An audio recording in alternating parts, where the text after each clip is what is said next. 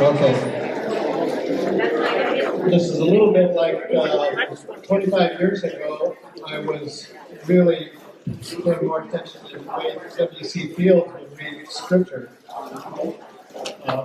One day he was on the set, and his leading lady came up and said, "What are you reading?" And he said, "It's the Bible." "Well, why are you reading the Bible?" "Looking for loopholes, you chickadee, looking for loopholes." Then I encountered the Missionaries of Charity, and the loopholes quickly closed. And soon I learned a lot of things. It took a while, but I learned this thing called holy rhythm. It really fits together a little bit with Father Allen's was talking about. But what it is, you pray before you go out in your apostolic work, you pray during it, and you pray after. That rhythm, follow that rhythm, and amazing things will happen.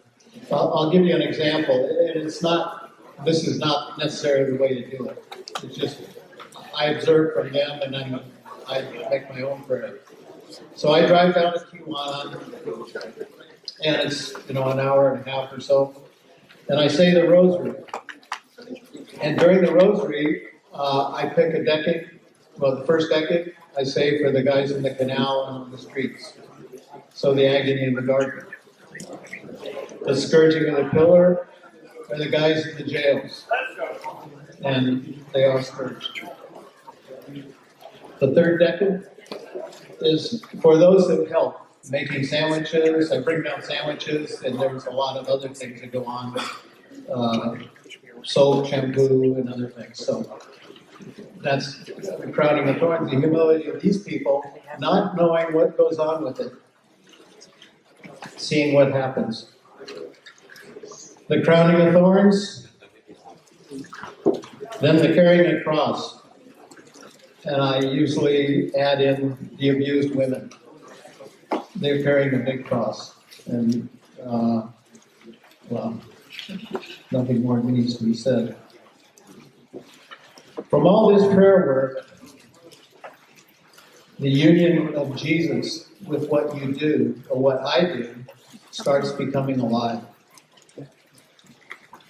When I see, and then, so in the middle of the day, when I'm out, what do I do to bring God into the scene?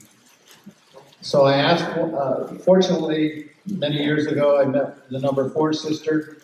She was here, and I drove her to Los Angeles, and I asked her, well, what did you do to bring God into the scene of Buddhists and Hindus and Muslims and non-Christians?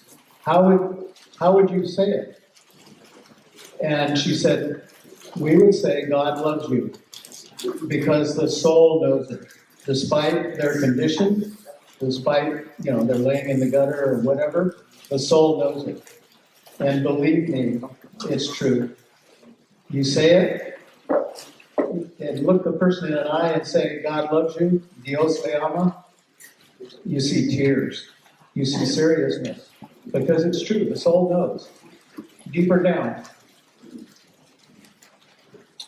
So then, this holy rhythm ends afterwards.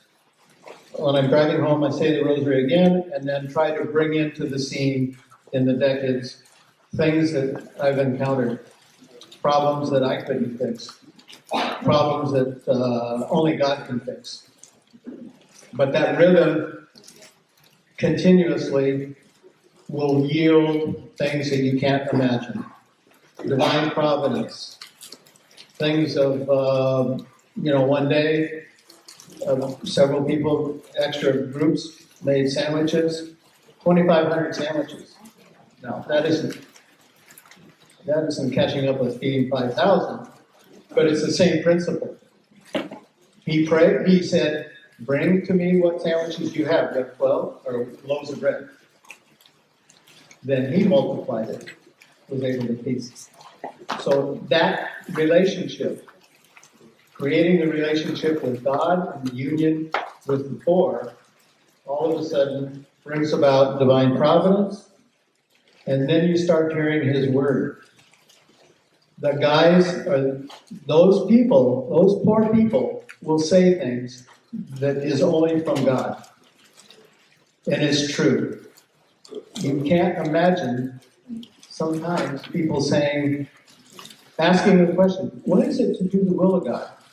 This is a 19-year-old druggie in the prison asking me, he's searching to do the will of God. And I'm going, oh my gosh. Well, Carlos, that's one of the greatest questions, and if you can answer it, keep doing it. Then you get to see that Jesus in the distressing disguise of the poor, because he's living in them. You'll see from the movie. I can't introduce the movie because you'll see, it's very powerful. And it is Jesus in the distressing disguise being approached by a lot of great women. So, enjoy.